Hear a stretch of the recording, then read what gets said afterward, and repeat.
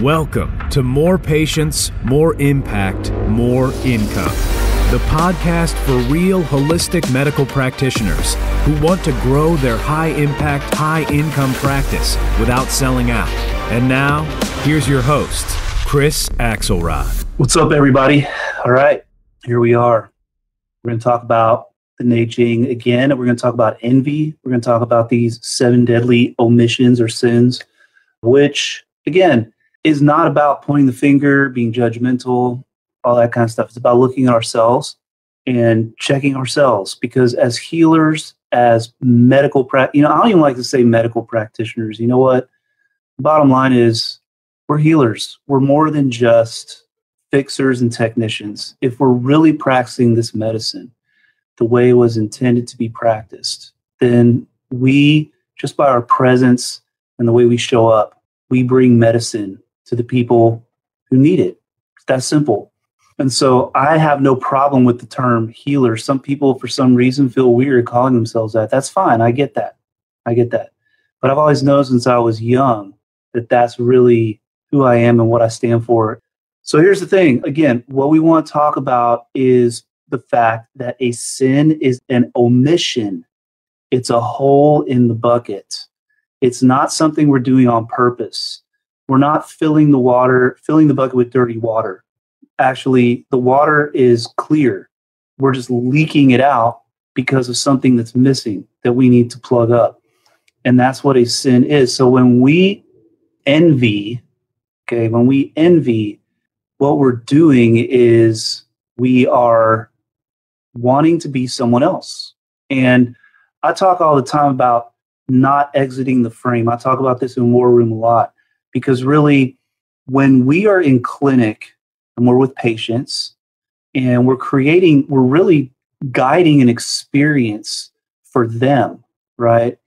And the whole point of us, when we bring people into our world through our marketing and through whatever channels that we're using for our outreach, right?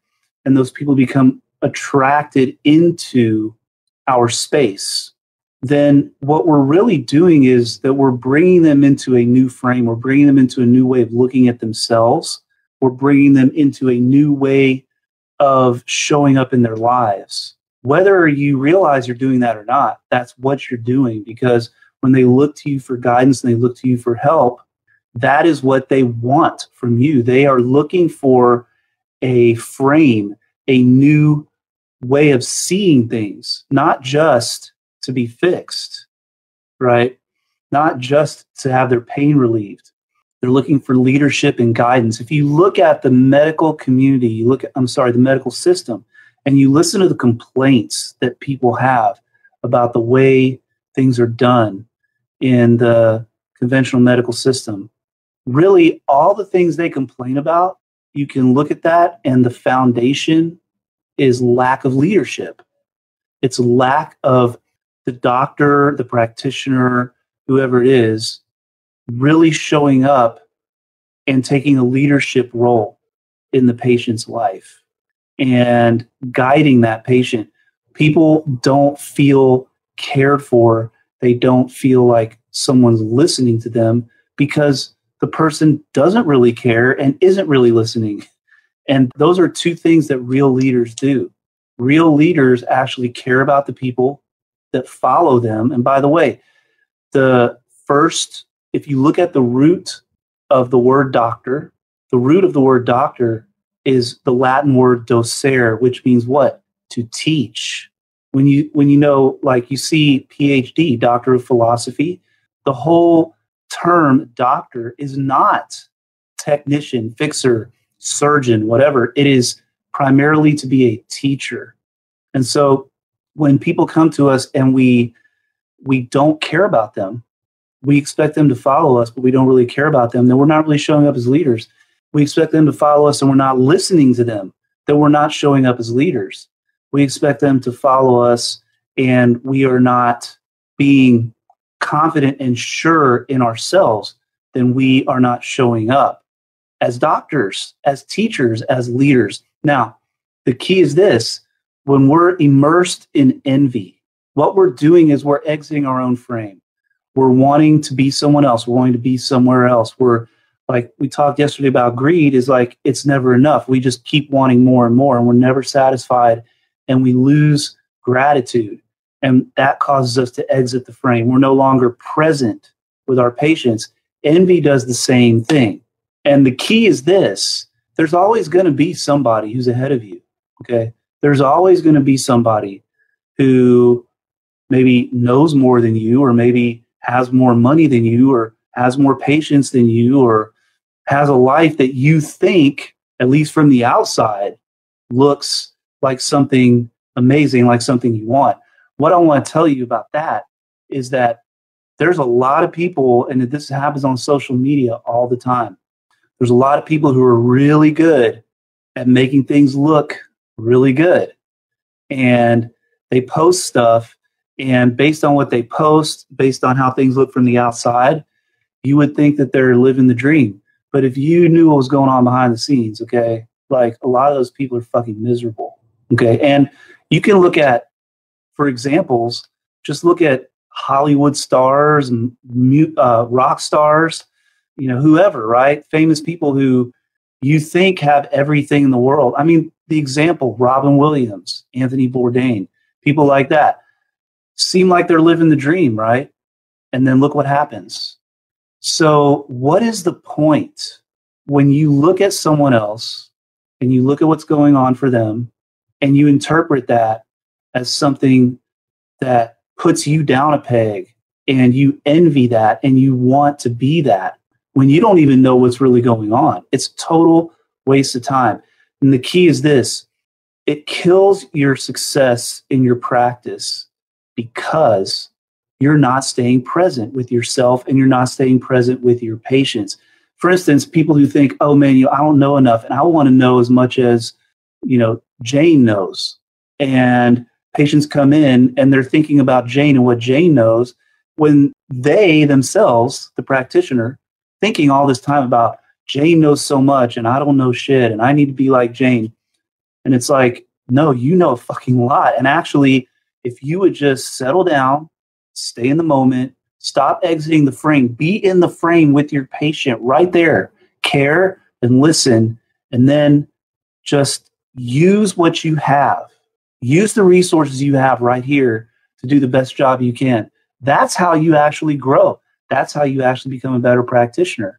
When you are in a state of envy, you just freeze in place. Like you aren't looking at the resources you have. You aren't learning how to use those resources in powerful and impactful ways. And so that's why, again, when they say the 7 deadly sins, what are they talking about? They're not talking about you're going to die. But although sometimes, yeah, I mean, if you're greedy enough or you're jealous enough and you do some stupid stuff to prove something, then yeah, there are people who literally physically expire because they drive too fast, or whatever they're doing that's being fueled by this envy and this greed. But what they're really talking about is it just kills your joy. It kills your life force, your purpose, just like your happiness. And there's only one place that you can be happy. There's only one place that you can find joy, and that's in the present moment.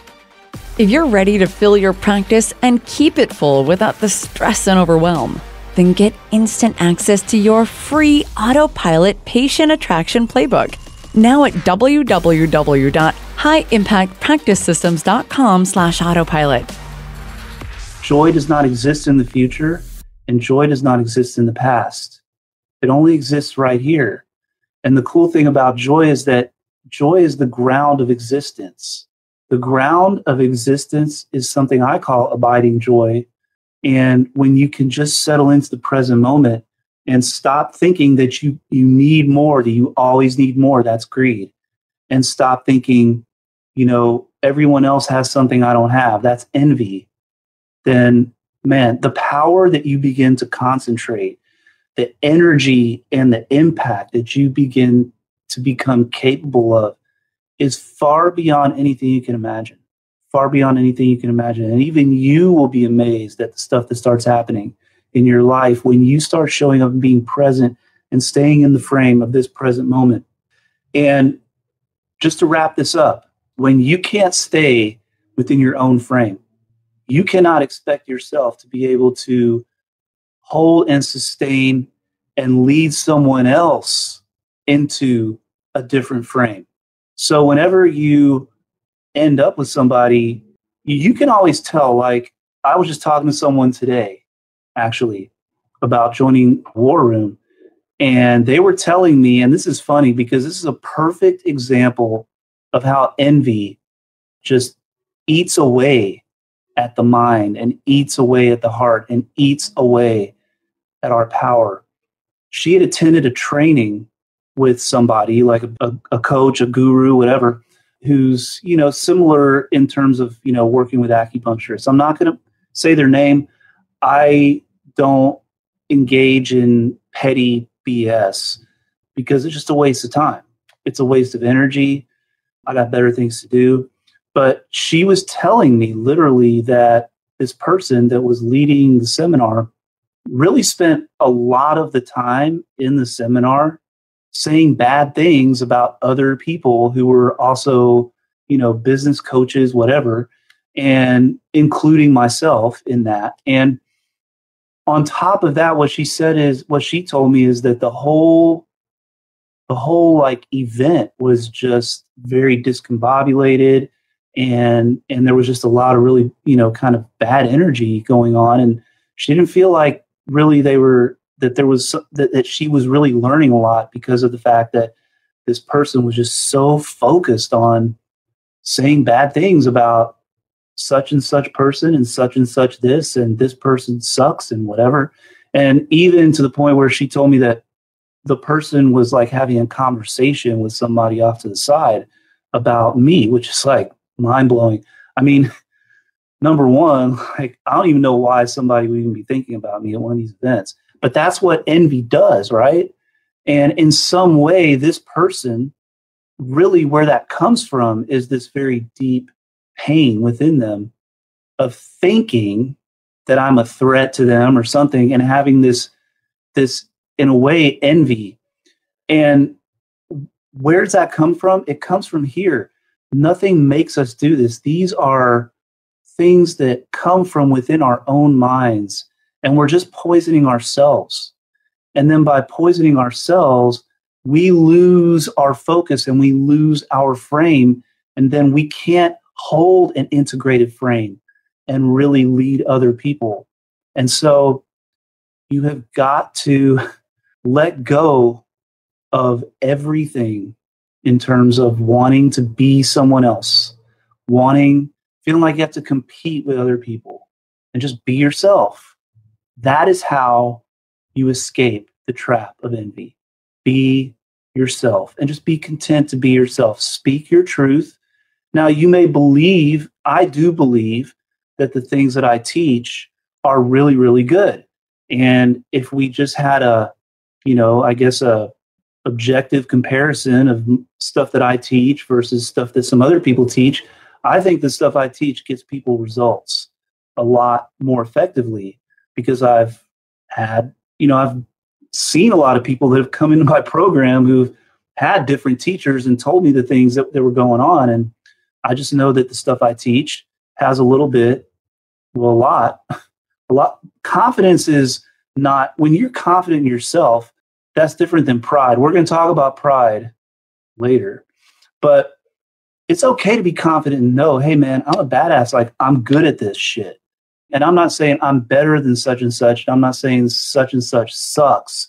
And I'm not saying such and such person is horrible, because everybody gets what they need, Everybody gets attracted to the people that they need to learn from at that time. If nothing else, sometimes just to learn that the person's full of shit. Sometimes to learn that the person is not who they say they were, so that they can learn how to have better discernment down the line.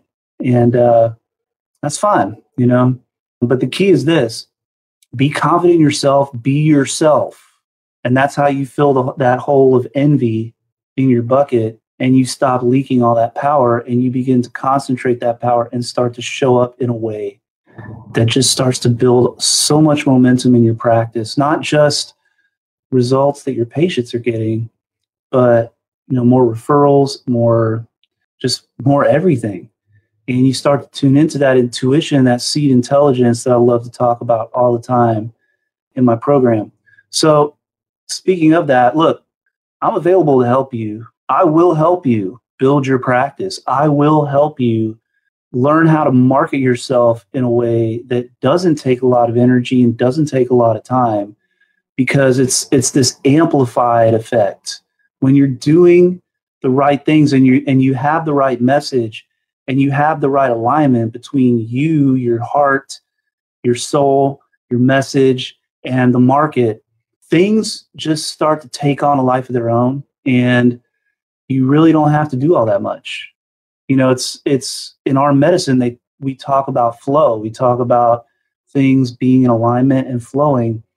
And in our marketing and our business, that's exactly what gives you the most power, is when you have an alignment between your desire, what you want to do, who you want to help, and then the message that you're putting out there and the process that you have in the clinic that helps to facilitate those results.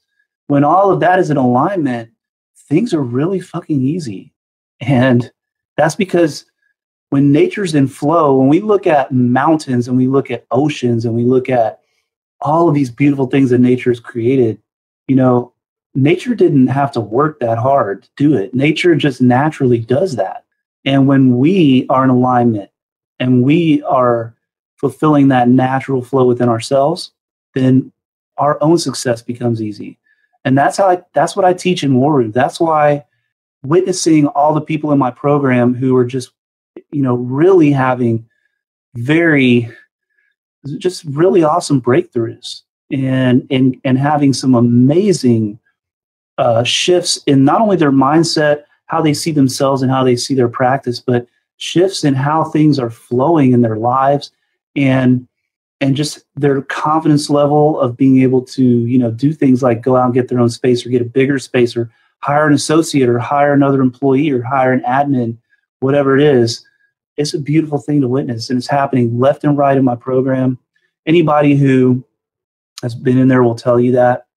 We're all helping each other out. So the bottom line is, if you're interested to talk to me about joining, there's a link in the description above the video. And if this video is on some other place, which it may end up being, then there's a link in the description below the video, and or there's a button or some shit. But for right now, if you're watching live or in the Facebook group, the link is in the description. Click on it, watch a video. I'll tell you a little bit about the program. You can always jump in there, and I will help you. I'll teach you how to blow up your practice in a good way, of course. Like just how to live your dream, fill your schedule, see the kind of patients you want to see, have a blast. Yeah, it's totally possible. So peace out, y'all. I got to run. Got to go to my folks' house. But we will talk soon. See you tomorrow. Tomorrow we'll talk about pride. Pride's a big one too. All right. See y'all soon.